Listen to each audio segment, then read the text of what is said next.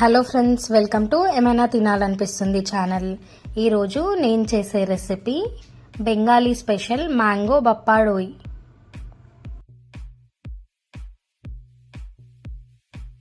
దీనికి ముందుగా పెరుగుని తీసుకొని కాటన్ క్లాత్లో వేసుకొని వడకట్టుకోవాలి. ఇందులో వాటర్ అంతా పోయే వరకు వడకట్టుకోవాలి.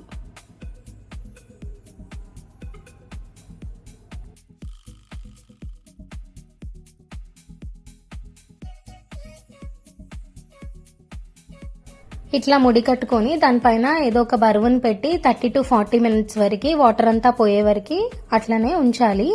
30 to 40 minutes తర్వాత ఓపెన్ చేసి చూస్తే ఇట్లా వాటర్ అంతా బయటికి వెళ్ళిపోయి ఉంటుంది. ఇట్లా వడకట్టుకున్న పెరుగు మనకి 1 కప్ వచ్చింది కదా, అందులోకి సేమ్ కప్పుతో 1/2 కప్ కండెన్స్డ్ మిల్క్ని వేసుకోవాలి. కండెన్స్డ్ మిల్క్ కొద్దిగా ఎక్కువైనా వేసుకోవచ్చు, స్వీట్నెస్ ఎక్కువ కావాలి అనుకునే వాళ్ళు. ఇందులోకి 1/2 కప్ మ్యాంగో పల్ప్ని వేసుకోవాలి. మ్యాంగో పైన తొక్కనంతా తీసేసి చిన్న పీసెస్ లాగా కట్ చేసుకొని మిక్సీ జార్లో వేసుకొని మిక్సీ పట్టుకున్నాను. కొద్దిగా ఇలాచీ పౌడర్ని కూడా యాడ్ చేసి మొత్తం అంతా కలుపుకోవాలి.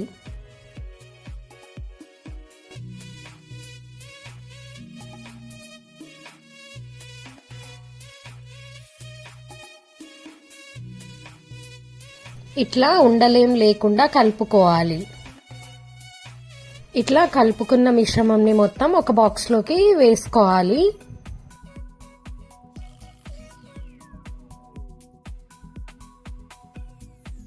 స్టవ్ పైన ఒక గిన్నెను పెట్టుకొని అందులోకి వాటర్ పోసుకోవాలి.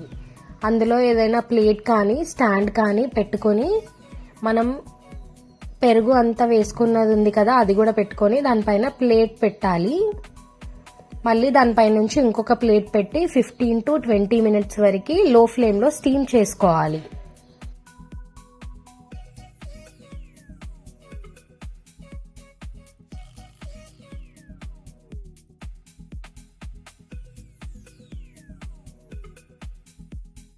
ఇట్లా టూత్ పిక్ పెట్టి చూస్తే దానికి ఏం రాకుండా వచ్చేంత వరకు స్టీమ్ చేసుకోవాలి. ఇప్పుడు ఇది చల్లారేంత వరకు పక్కన పెట్టుకొని చల్లారిన తర్వాత దానిపై నుంచి ఒక ప్లేట్ పెట్టి నేను చూపించే విధంగా డీమోల్డ్ చేసుకోవాలి.